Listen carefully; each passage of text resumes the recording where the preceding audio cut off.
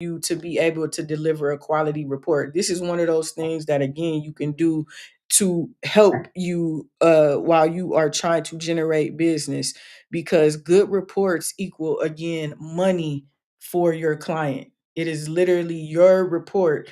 They're going to use it again in most cases to get a discount. So it's super important. It's something like over 80% of buyers use their inspection reports to request either repairs or to negotiate their purchase price. So you could just tell from there that how important it is. So a good report, what is it?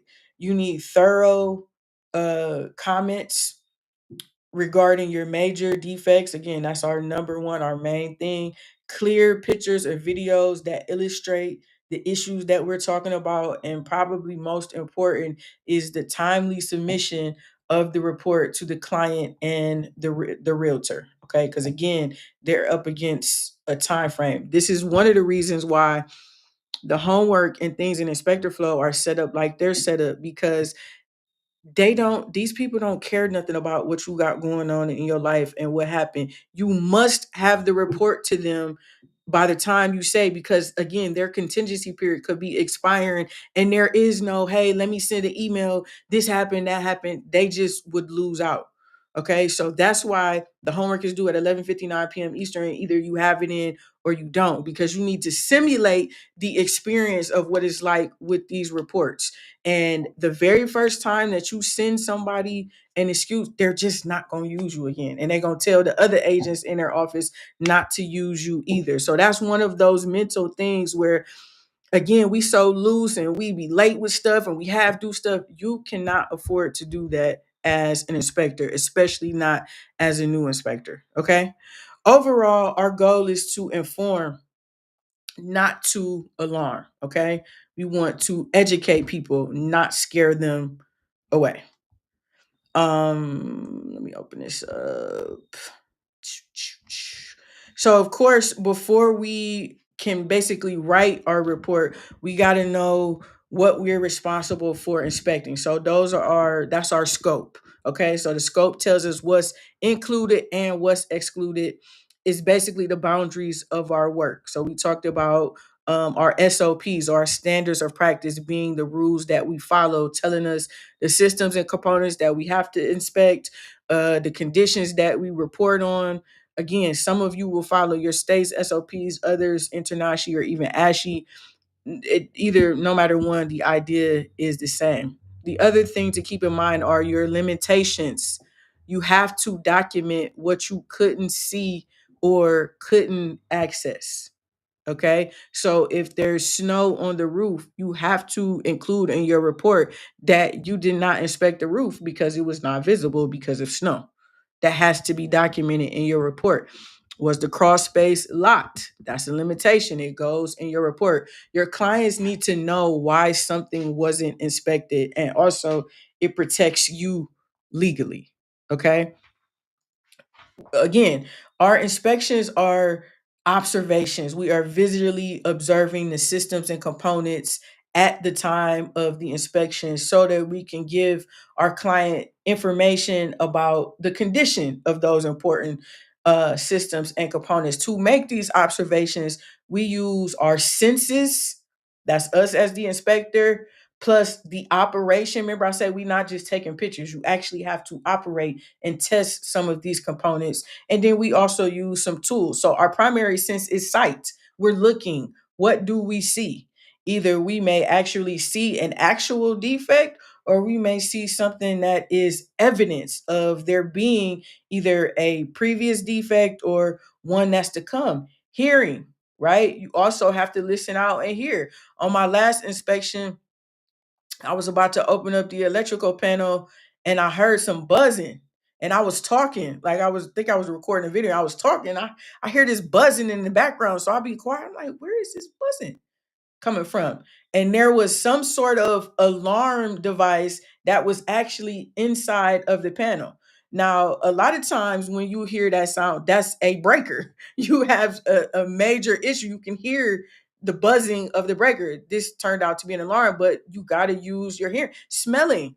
I was in the inspection and I turned on the heat and I was like, I smell gas. So I immediately took out my natural gas detector and I went over to the furnace. I went over to the water heater, make sure we don't have any leaks. Well, the furnace had just not been turned on, but these are all, I'm using all of my senses together to give me an idea of what's going on. And then based upon that, I can use my tools. A lot of inspectors have a ton of tools and all these gadgets and this, that, and the third. And none of that stuff matters if you as an inspector don't know when and how to use a tool. You are the best tool that you could possibly have. Okay, so our SOPs again just govern our inspection and what we will include, which plays a part into what we include in our report. What should I look at? What should I look for? And then why is it or might it be deficient? Now, these limitations that I mentioned, one important limitation is that the conditions that we are reporting on reflect the moment of the inspection. So that is why a lot of times you will see or hear the phrase at the time of the inspection or during the inspection, because we are only talking about at that moment. After we leave or a week or so later, the conditions may change. So our inspections, our comments, our reporting is limited to the time or the moment of the inspection. Of course, we have our general limitations that we, no, nothing that's concealed. We don't remove personal belongings, all of that kind of stuff. We, again, our physical limitations that we talked about. If there's snow, water, debris, vegetation, inaccessible attics, crawl spaces, any unsafe condition that doesn't allow it, all of those are physical limitations as well. Okay. And as you can y'all see the slides? Y'all see limitations on there? Yeah, I see it now. Okay. Hold up. I can't see it. Let me If you show the slide before limitations, we can see that. Okay. Wow, Let me make sure. there we go. You can see it now?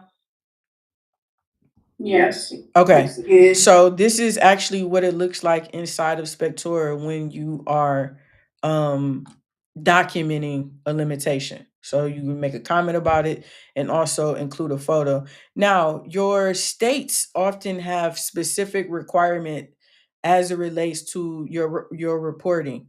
What you have to include, what you have to say, things you don't have to, etc., etc. Some states like Texas even have a specific report template that they require. So let me stop this. We're going to take a look at Virginia and see what they say about the report. So this is the licensing regulations. If your state is regulated, they will have one of these documents. You should read it and be familiar with it. Page 16 is about, okay. So you see here, home inspection report shall contain. So according to Virginia, you have to have your name, the business address, your telephone number, your license number, and expiration date somewhere on your report. In conducting the report, this is again serves as essentially your SOPs, what they are expecting you to consider. Now, if you pay attention to this, where have you seen a lot of this stuff before?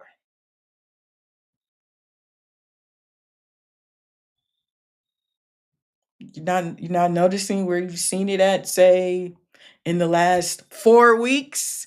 Roof structure, roof drainage, roof flashing. I was mute. I said here. Oh, okay. Yeah. Come off mute. Yeah. That was class one.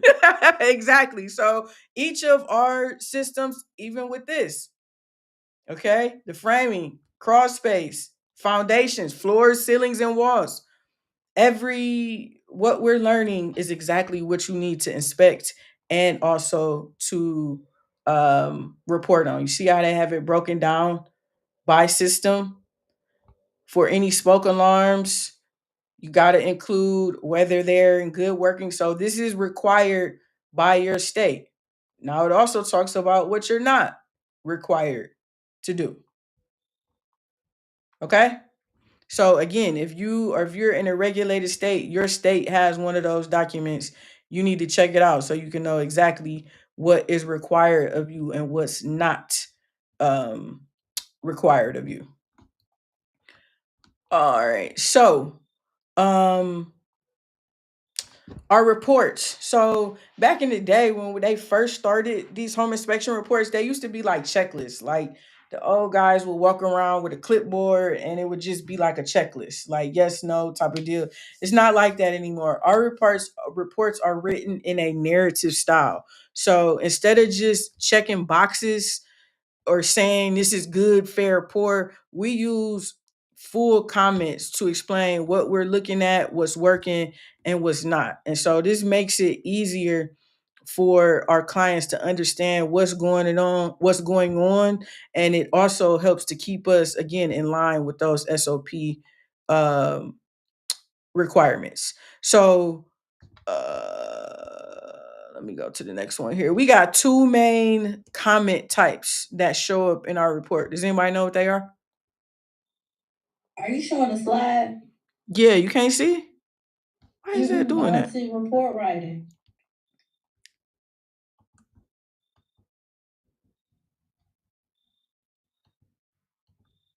What about now? Now I can. Okay, now I see. Okay. What was the question? The two main comment categories. What are the types of comments that we have in our reports? You're looking at one of them. Roof drain system. What is that? Defects. Defect comments. So we have informational comments and we have defect comments. Okay.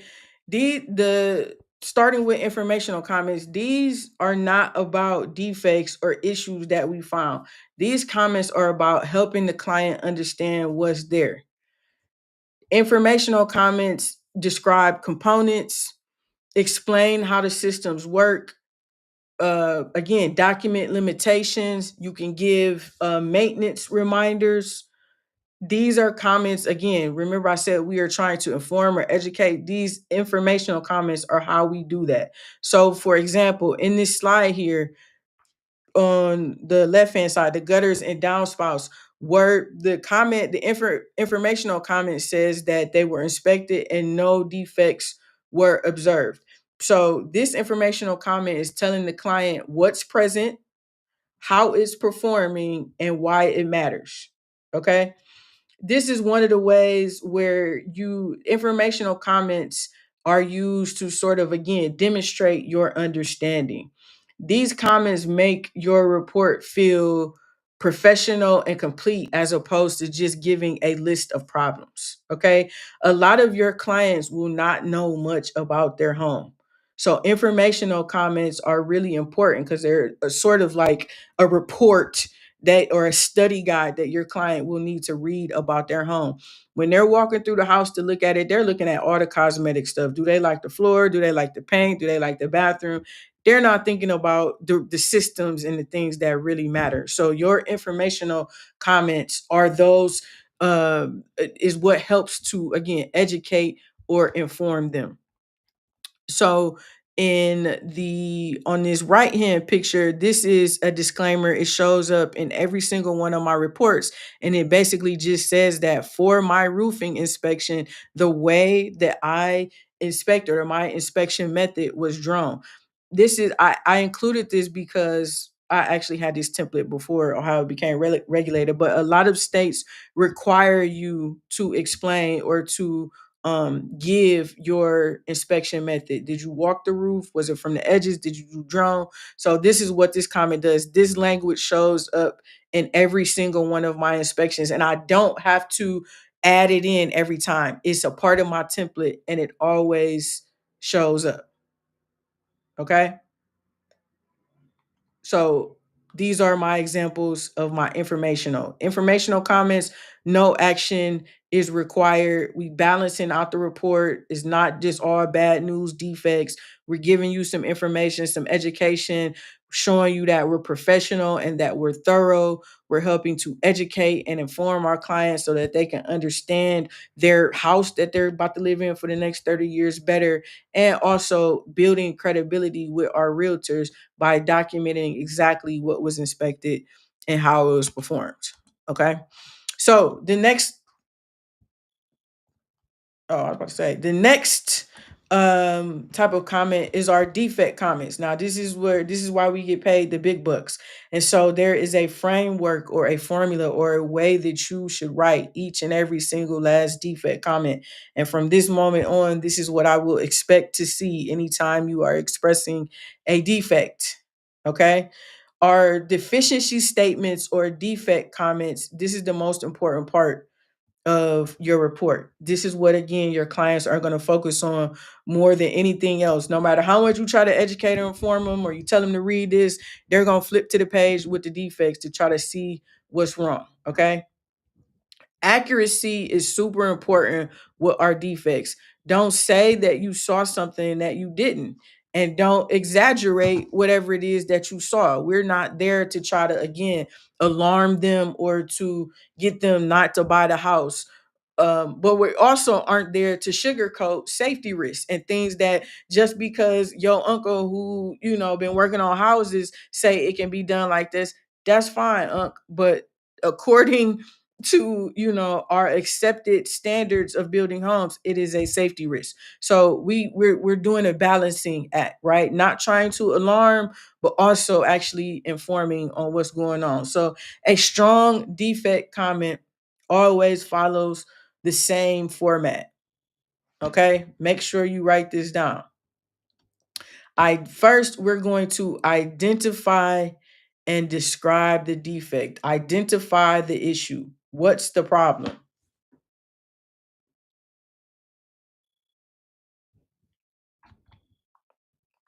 Be specific as you can. Be precise with your location. Avoid using vague statements like the roof is bad. You would want to say, multiple shingles are missing at the rear section or the rear slope of the roof. Be as accurate and as specific as you possibly can. The second part is to explain the implication or the significance of the defects. Why does this defect matter? What is the risk or the consequence of this defect? So this is when we say this condition may lead to moisture intrusion and damage to the roof deck. We are explaining the significance or why our client should even care about this. And then lastly, we are providing a recommendation. Okay. Based upon the issue that I found and that I described, I explained to you why it matters. And now this is what I'm recommending. I'm recommending further evaluation and repair by a licensed roofer. So for our recommendation options, we have a couple things. We can recommend repair, we can recommend replacement, we can recommend further evaluation, we can recommend monitoring. So based upon what you see, if you see a plumbing pipe and you see an active leak, what are you going to recommend? Are you gonna recommend that they monitor it Recommend a plumber to come in, and do what though? replace the pipes. I'm going to be recommending replacement by a qualified plumber. I'm not going to if I see an active leak, I'm not going to recommend monitoring. You don't need to monitor. I'm telling you right now, it's leaking. I saw it. There's a video of it in my report. I'm recommending that you repair or that you replace. Okay. So depending upon what the defect is, will determine what your recommendation is. Again, you want to be specific with your location. Many of you pointed out in your homework that you saw that area inspector where it allows you to give those directional comments. you want to be specific so that a person can know exactly where they need to go to find the defect. Also, this is why your pictures are so important. You've got to have clear photos that give sometimes an overview of what you're talking about and then a close up of the specific defect so that you can show whatever the condition is. Okay. So we are observing, we're identifying and observing in terms of the defect. We're going to give the implication, and then we're going to provide a recommendation. If you think about it, it makes sense. If you come to somebody and you tell them, hey, you got a problem, this is what's going on, blah blah blah blah blah, the first question that person is thinking is, why do that matter? Why do I care about that? That's why you need to give them the implication of why it matters. And then the third thing they're going to be wondering is what do I do about it? That's where our recommendation comes in to play. Now again, we are not having to diagnose. If I say that you have a hole in your plumbing pipe, I don't have to figure out or be able to determine why you got the hole, when it came, what happened. All I'm telling you right now is that I've identified a material defect. I'm describing it to you. I'm telling you why it matters. And this is what you need to do to address it. Okay? Any questions on info or defect comments? All right. So here's an example of a defect comment. The red represents what?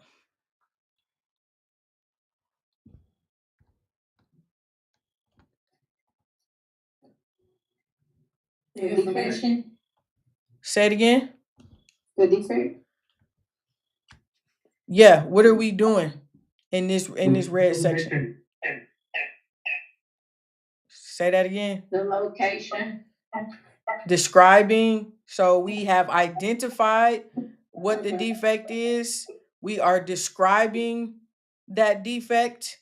And then in the blue, we move on to what? The defect. The what of the defect? The significance.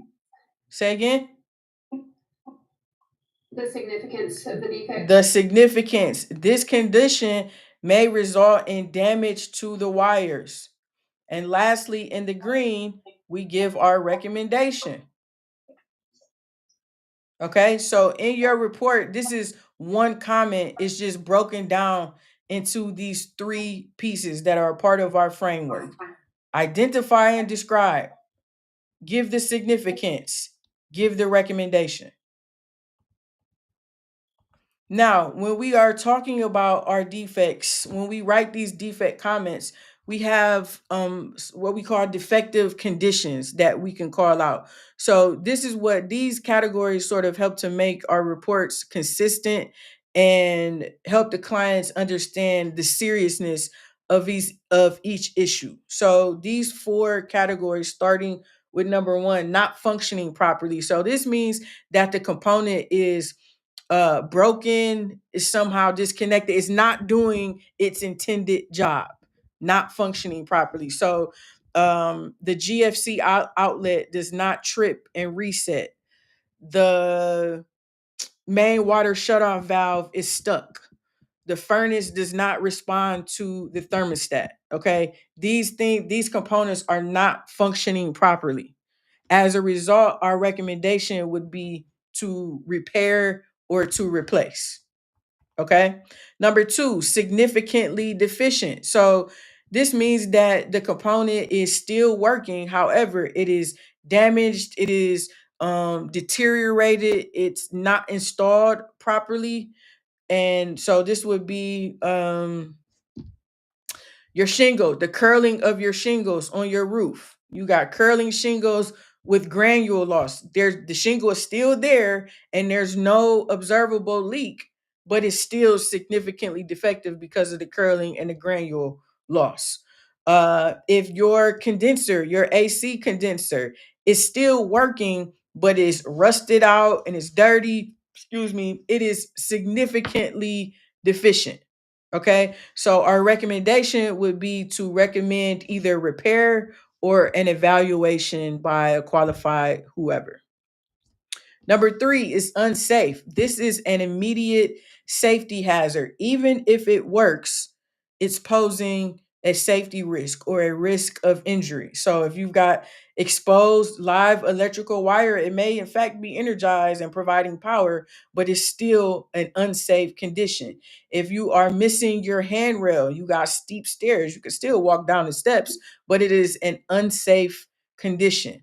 So for these, we would recommend immediate repair or evaluation. And then number four is end of service life. So it's still functional, but it's either at or beyond its expected lifespan. And basically, you can stop working at any time. So if you have a roof, an asphalt shingle roof that's 40 years old and it's showing, wear basically, that roof is at the end of its service life. If you have a 25-year-old water heater, it's still heating and working, but it is outdated. It is well beyond its expected service life. It's working now, but at any point it could stop working, which again goes back to why we comment at the time of the inspection. At the time of the inspection, the water heater was observed to be 20 plus years old. It is likely at the end of its service life. So that once they buy that house and they close and then they go to their first winter and it stops working, they're not surprised. They already know, because when they bought the house, we let them know that it was at the end of their service life. Okay. So we want to recommend monitoring, evaluation, so that they will know, put some money aside for a replacement. Okay. Any questions on our defective conditions?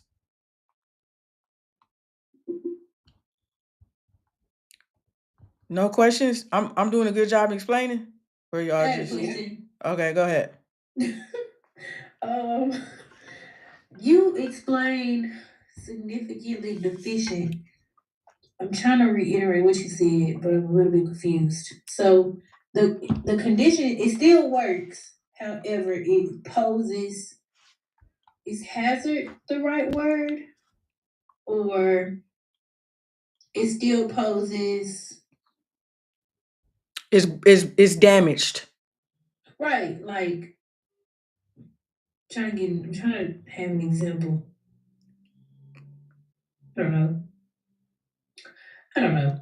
It's in my head, but I'm gonna get it out eventually. When I do, I ask again. So just think about it in terms of like examples about what you know, like how I said about like um Like stairs. like a loose handrail at the stairs. Okay. The handrail is still there, but it's damaged and it's not going to function, or it's going to fail. Okay. It is Like if it's significantly loose. deficient. Yes. Okay.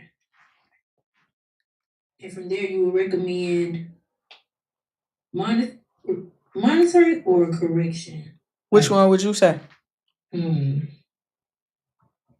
I recommend it be corrected Right. as opposed to. Yeah. If it's a loose handrail, again, you don't need to monitor that. You need to replace it or repair it when somebody Okay. fall. Yep. Okay. Thank Anything you. else?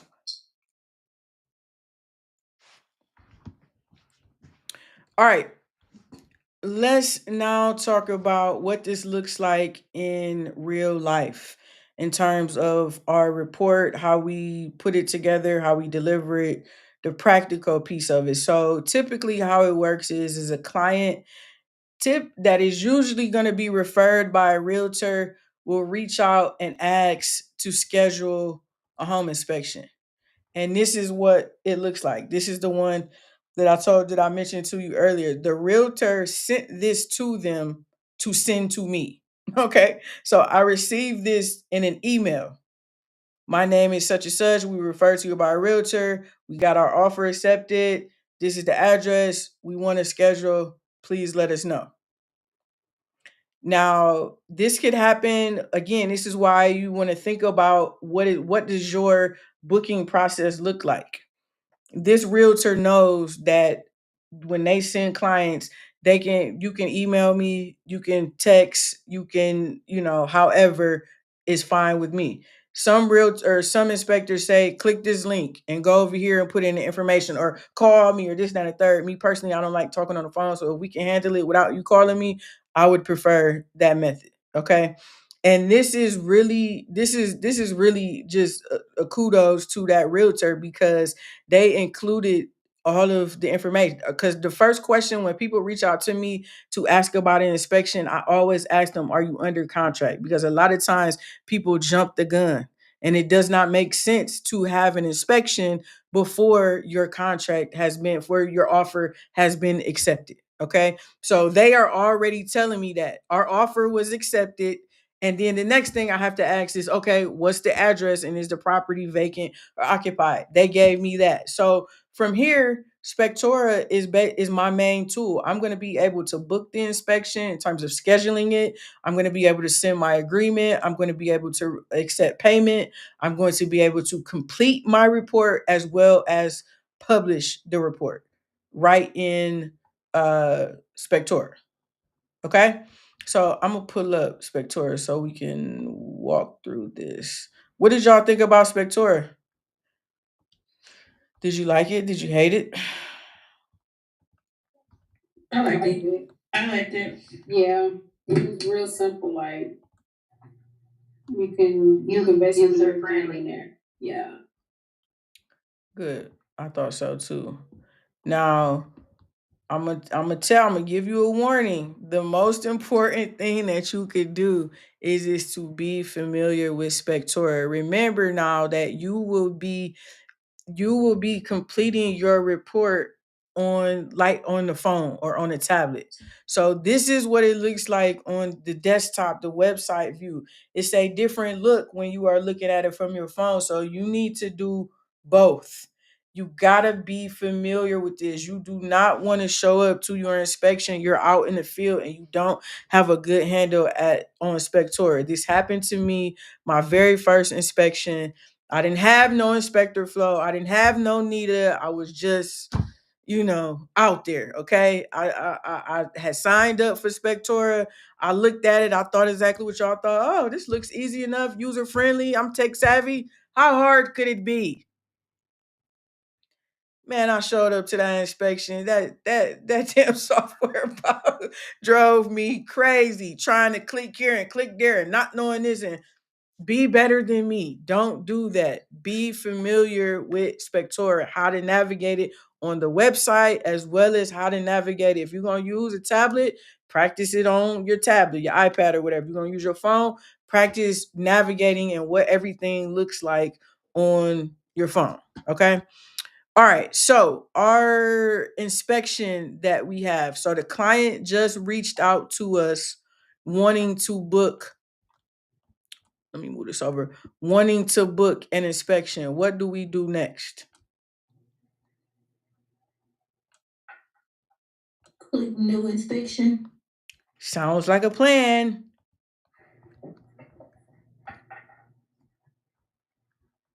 All right. So this is where you could have, again, once you build your multi-firm company, you could be doing the inspection or you could be scheduling it for one of your other inspectors to do. You would choose whoever that person is, your date and your time. So again, if this person emails me, say yesterday is Saturday, that their offer has been accepted, they have probably about 72-ish hours. So probably, and weekends count. This is 7 days a week. So they probably have till about Tuesday, maybe, to complete their due diligence. And so again, what you got to remember is that it's their whole due diligence, not just their inspection. So if you do their inspection on Monday and you give them a report back that says you recommended further evaluation by a structural engineer, by an electrician, by this, they don't have enough time to get those other specialties in before their contingency period closed. This is why, again, the timing of this is so important. Okay. So we schedule our inspection. Now, if you notice down here at the bottom of in the left, you set up your schedule. Okay. So you see Nita is not scheduled on this day, right? Typically, because I have my schedule set up in here. So you choose whatever day, whatever time you're gonna have, boom. You add in your address. That address was, see how it pops up for you? Choose that house and all of this information pops up. The city, the zip, the year built, the square footage. Okay, so I know that this is within my 1,500 square feet. I know I already did it. I'm trying to show them. Get out my business. Dang. So it's below my 1,500 square feet, but the year built 1929. So depending upon how I have my pricing set up, again, this could trigger an additional cost.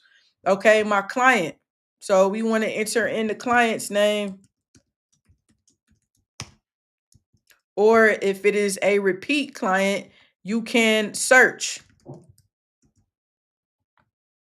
and it will populate their name, the phone number. It's important to get the email address and the phone number because the Spectora will automatically send them emails and text messages, reminders, the links, and all that kind of stuff. So it's important to add all of that information, address if you want to, whatever the case may be.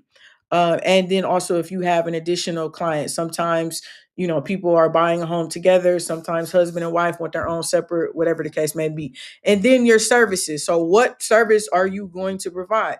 This particular client, they just wanted a general residential. So this is where you could list all of your services, your general residential, your radon, your mold, your lead, your sewer scoping, your pools, your WDOs, whatever services you offer could be here so that you can choose them. So let's say they wanted a general residential plus a lead. See how it automatically adds it in there, comes up with the cost for you, the time, the template, the agreement, everything. Now, of course, you can edit this. Let's say this is a repeat customer and you want to do them a solid and give them, $50 off or whatever the case may be. You can go in here and manually edit it. Um, we'll do $475 for you. How about that? Whatever the case may be.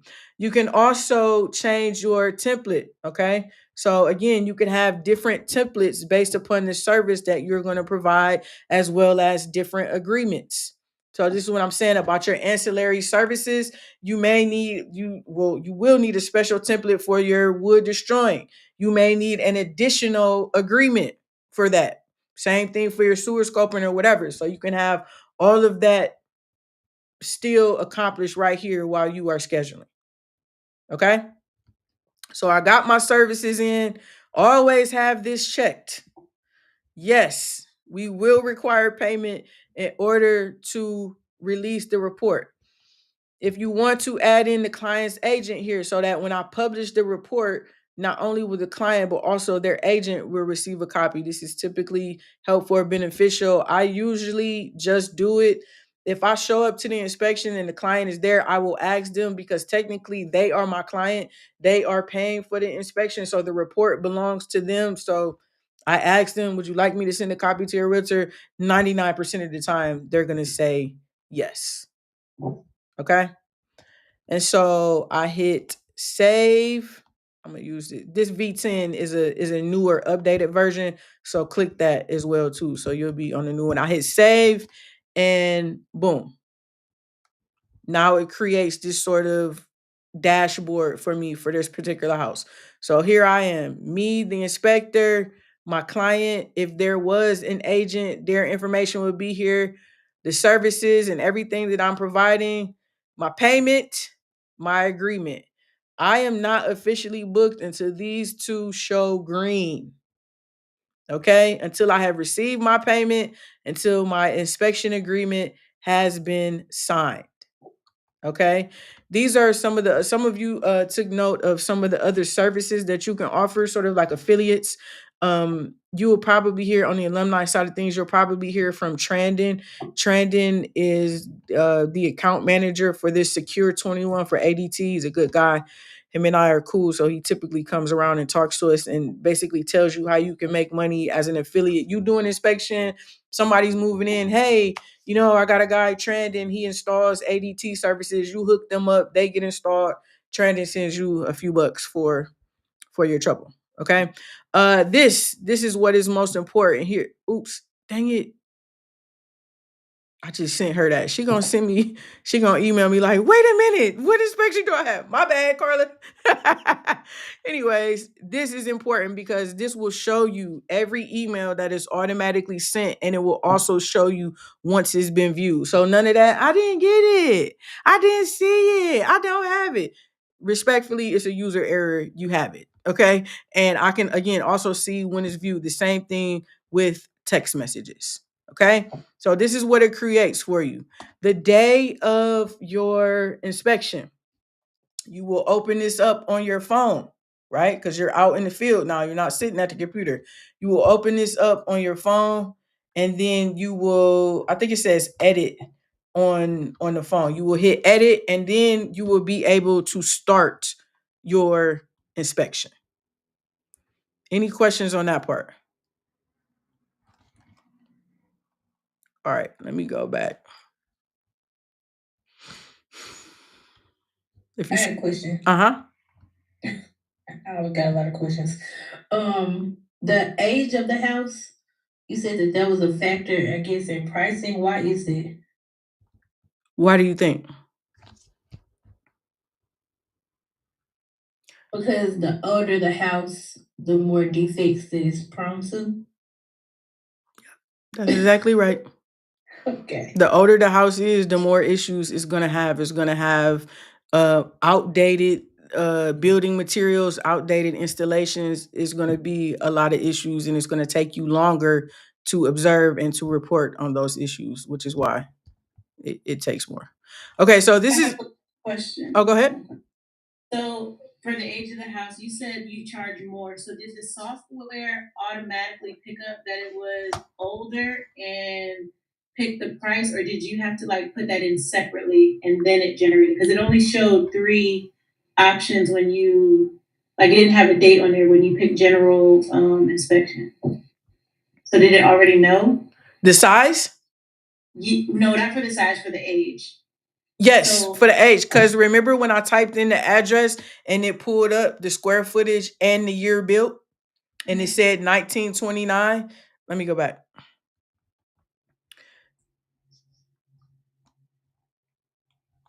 I'm gonna do a new one so you can see. So let me type in a different address.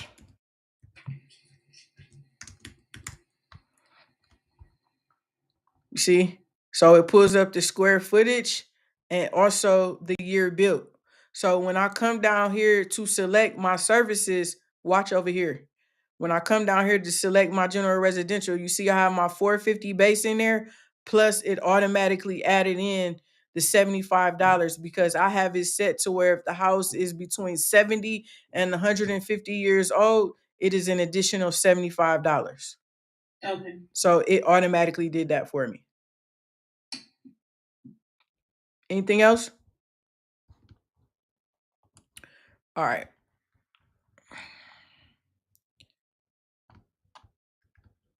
Oops. I feel really bad I did that, but such is life. Okay, so this is the actual inspection here. So I'm gonna hit edit. So you see how let me go back. You see how it shows when I published, signed, paid, when I sent everything, all of their confirmation emails that they got back. See, so this is when I received that email and then I booked it in Spectora. I sent the confirmation. They got a link to sign the pre-inspection agreement and pay. Look at this. I sent it at 9:45. By 1:20, I had received the payment and the pre-inspection agreement. I delivered the inspection report. I delivered it to the agent, and today at 1:30, automatically a follow-up email went out to them, thanking them for their service, telling them let me know if they have any questions, and also asking for a review. All automated, and I can see that happened. Then up here, I can see when the buyer viewed, when the agent viewed. Okay. So this is the actual report.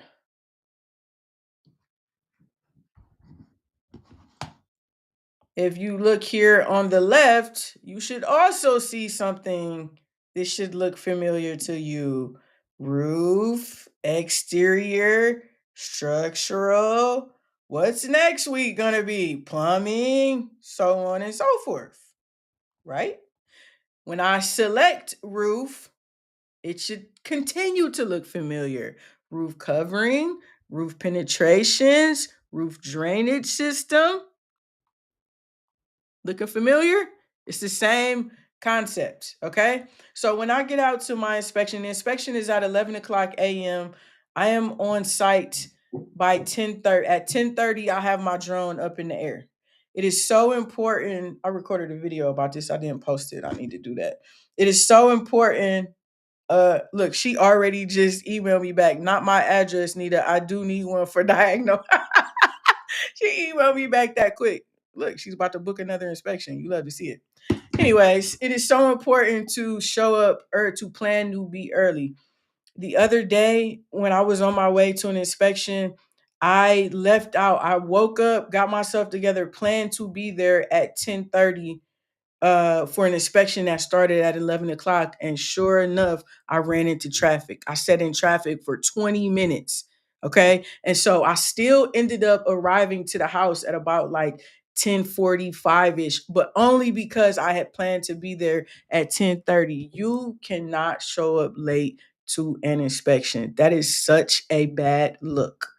Okay. Please do not ever let me hear of you showing up to an inspection late. You have already been paid. People have already signed their paperwork. It is incredibly unprofessional to show up late. And late is at the time of the inspection. You need to be there early and get yourself together and be ready to start. Okay. So by the time the actual time of the inspection, 11 o'clock comes around, I'm basically now bringing the drone down. I've already completed my roofing inspection. This is typically when the clients and the realtors are showing up because the inspection was scheduled for 11. Everybody always loves to see the drone. People love the drone. It's cool. I can show them the pictures. So we start off on a good foot. Okay. So I introduce myself to everybody. Hey, this is what's gonna happen. I'm gonna start on the outside first. I'll complete the outside, then I'll go in and I'm gonna start from the basement and work my way up. It'll take me about 2.5 hours when I get done. If they're planning on staying, I say I'll take you around and show you anything that I found that was concerning, and you can show me anything that you saw that was concerning. Or if they're not going to be there, I let them know, hey, I'll call you and let you know what I found. I'll get the report back to you, and within 24 hours you'll get an email. You can pull it up right on your phone. After that, if you have any questions, call me. Feel free to text me, whatever case may be. Let me know. This is my spiel that I give at the beginning. Oh, okay. Is it okay if we come with you? Actually, it's not. Okay. I don't allow, and this is how I always, it doesn't really happen to me most times because my realtor already tells people not to even do that. But in your case, if it happens, you just let people know that you need to make sure that you have a specific order and you don't want to miss anything. So say, let me go and do the inspection first so I can make sure I can give my full attention to it and I don't miss anything. And then once I get done, then we can come back through and we can walk around together. Does that work for you? Cool. Some inspectors, they don't have a problem with people walking with them. Cool, no problem. That's just not my practice at Inspector Flo. And because I really do mean that. I have like an order. Once I start, it's like muscle memory. And when people are trying to talk to me and asking questions and stuff like that, I miss stuff and I forget, and then I got to go back, and it throws me off, it frustrates me, and I don't want to go through that. So I don't allow people to walk with me. I get that started, boom, I'm off to the races. So before I start my exterior, I finish up my reporting for my roofing. So this is that comment that you saw in the presentation. During the inspection, I utilized the drone to thoroughly examine the condition of the roof. Blase, blase, skip, blase, blase, skip. Pictures to show what I am saying. I am showing that I used the drone to inspect the roof. I said it, I showed it. Okay. The roof style is a gable roof. I showed that as well. Spectora does it is really helpful because these green check marks only come up once you've completed a section. So before the inspection is done, none of this shows green. Okay, so I move to my next one, my roof coverings. What's the roof covering? This is my informational comment. Okay. Now, this portion of the comment is always is always a part of my template. This shows up in each inspection. This portion here is specific to what I saw during the inspection. So I voice to text this from my phone based upon what I'm seeing. Okay. And then I show that. They allow you to add captions. So I added a caption here to know that up here, when I mentioned the rear section, this is what I'm talking about. This is the rear roof plane. You see how I give a zoomed out look of the asphalt shingle roof, and then I also give a close-up look. So I'm specifically right here talking about the roof covering. You can very clearly see that it is asphalt shingle. Okay. Here are my limitations. This is a common one for me. Coming up in a few months, we'll be having snow. Okay. And so if that's the case, I check my limitation. My comment is already there. I add my picture and I'm good to go. Same thing with my defects.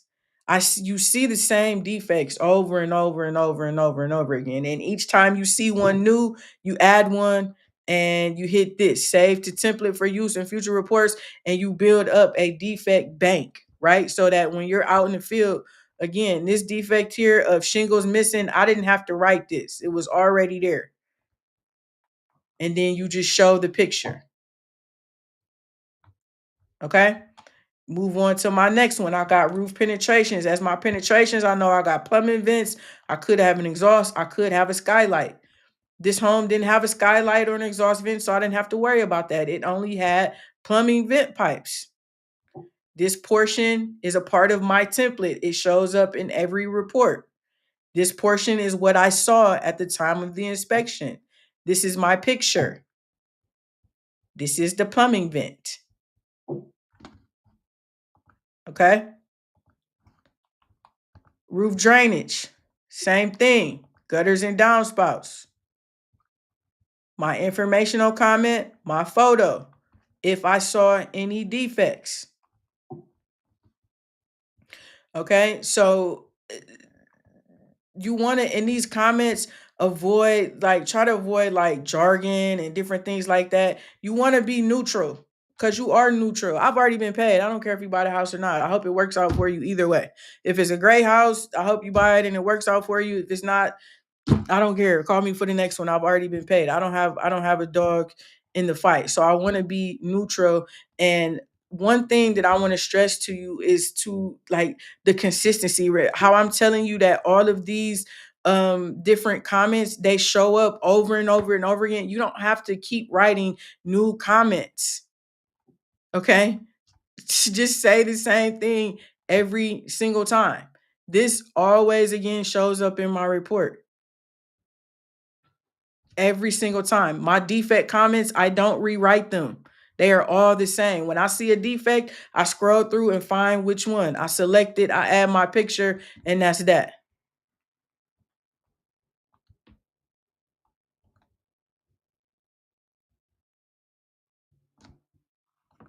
Okay? So, for your report, again, your informational comments are up at the top here. See, information, your defects are down at the bottom. Defects. Your limitations are in the middle. So once you finish, this is what it looks like.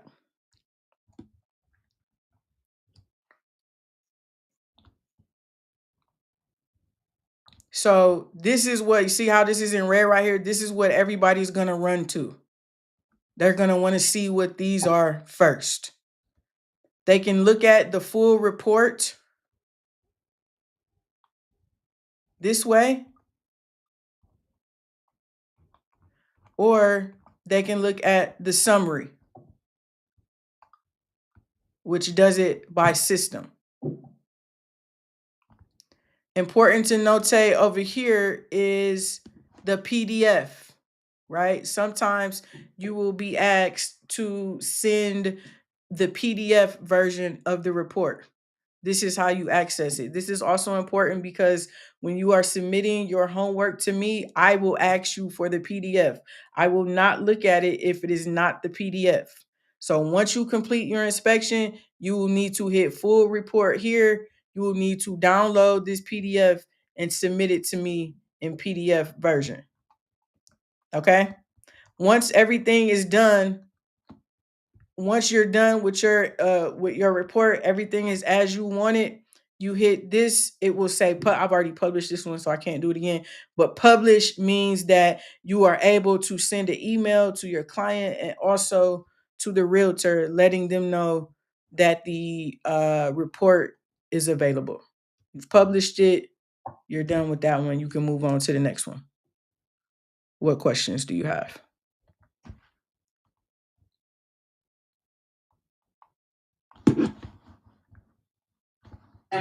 For the template that you used when you first started, did you use? I can't hear you. Can you hear me now? Yeah, I got you. When I first started, what about the template? Did you make your own template from scratch, or did you use one of their templates and then add to it as you went on? I started with their template, and then slowly over time, it basically morphed into my own.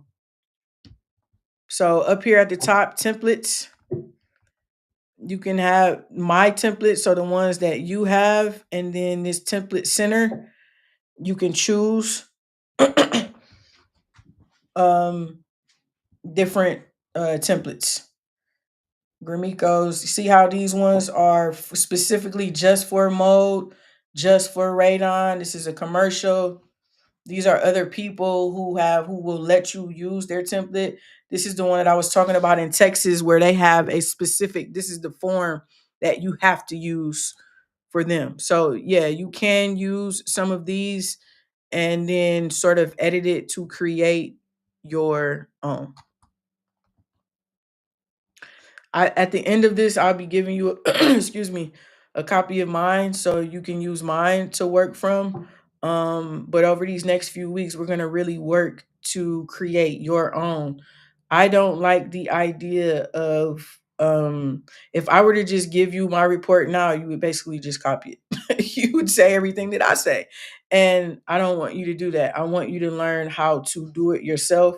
Once we get through class, if you want to use mine and just say what I say, I don't care. I don't have a problem with that. But while we are here, you need to at least learn how to write your own informational comments, how to format, how to add your own pictures, how to create your own defect comments. You don't want to be handicapped depending upon somebody else's template. You want to at least know how to do it for yourself. Any other questions?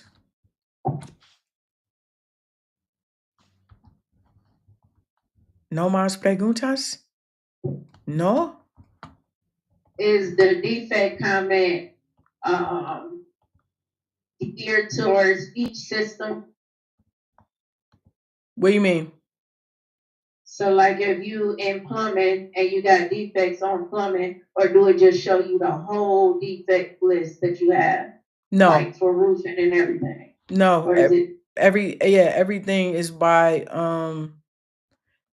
by system. So when you are in the plumbing system, you will be let me show you this. You will be working on plumbing defects. One thing, I'm glad that you actually mentioned that. One thing that I want to point out to you, being that we're going to be coming up to plumbing here next week, is that for me and my report, plumbing and bathrooms are separate. Did you notice that? There's the plumbing here, and then I have bathrooms here. So in my plumbing, I cover the main water shutoff, the hot water tank, the distribution pipes, my main stack or the drain, and then the fuel storage. That's in my plumbing. Okay. And in the bathrooms, this is where I talk about the actual bathroom. So when I go into the bathroom, the surfaces, your floors, anytime you walk into a room, that's the first thing you consider off top: floors, walls, ceilings.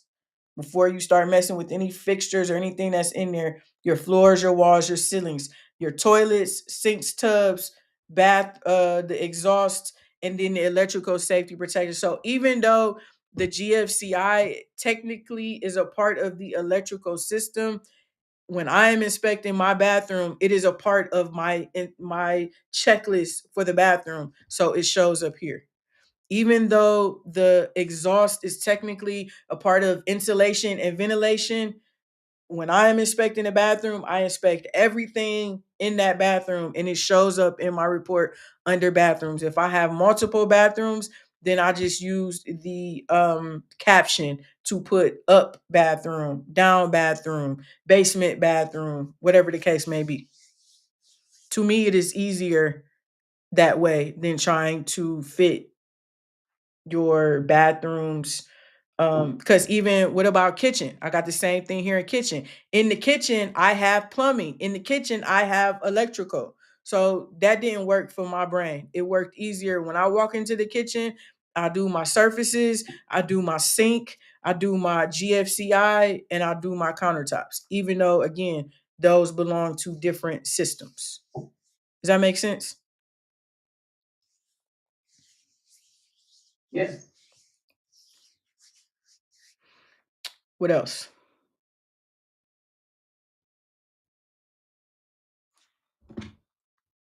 I can't believe she texted me already.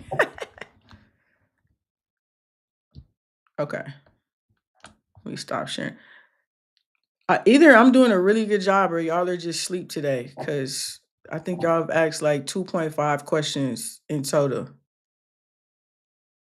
I don't want you to be confused this week.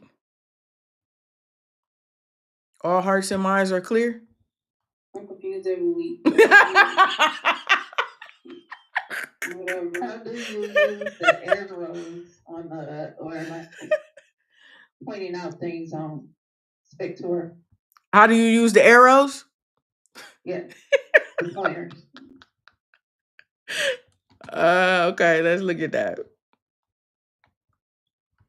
All right, so I got a picture here for my GFCI. So when you're adding again, keep in mind this is a little bit different when you're doing it from your phone. But when you're adding a photo, when you're on your phone, you can either take a picture right in your app or you could choose gallery, meaning you could choose from your library to add the picture. Okay, so you got the picture up here and it will show you always like this menu. See now here at the bottom, you can add a circle.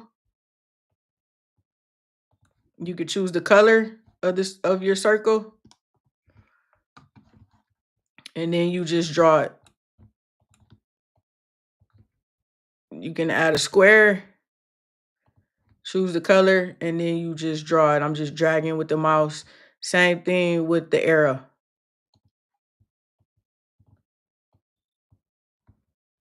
And then you hit so you can brighten up the picture. You can rotate it if you need to. You can add text if you want to. If you want to have a little note on the picture, you can do that. And then you just hit this arrow here that's save. Dang, I should have used a different one. I'm literally messing up my actual report. Whatever. Then you hit the arrow that's saved, and boom, it's saved like that.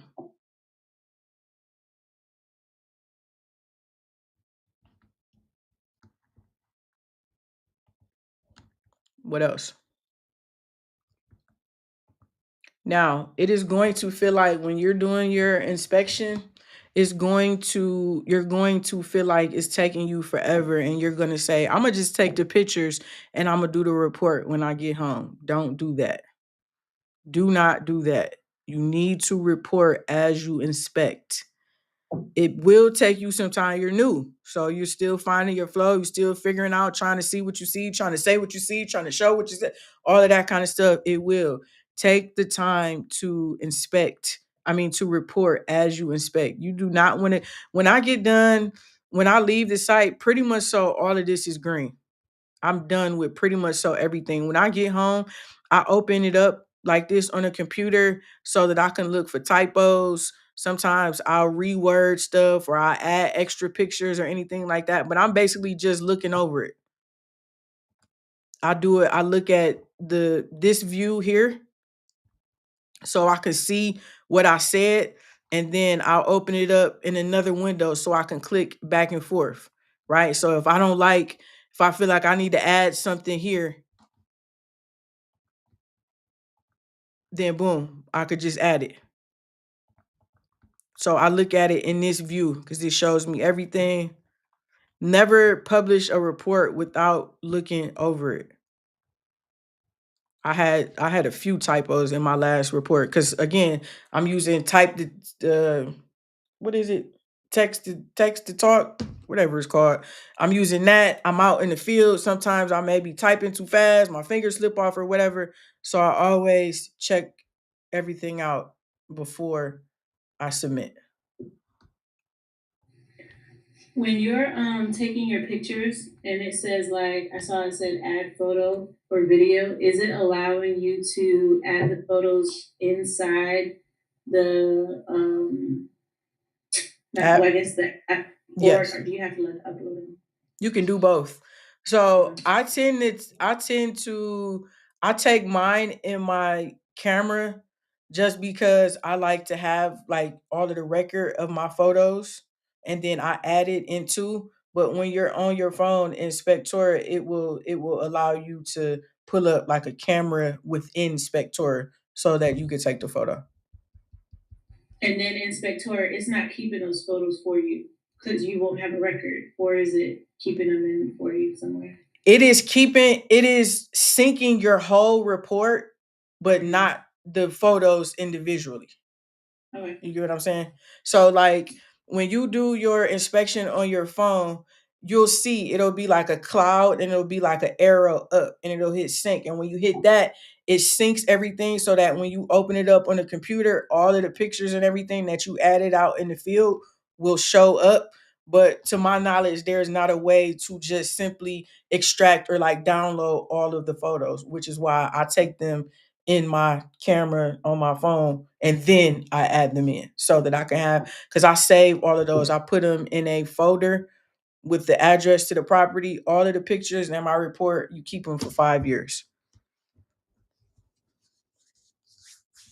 Good question. See, I knew y'all had some preguntas. What else? You ready to write a report? Because you know it's happening this week. You already know. All right. We got about 10 minutes. Let's do this. Let's take a look at some photos and let's see if you can come up with the defects, shall we?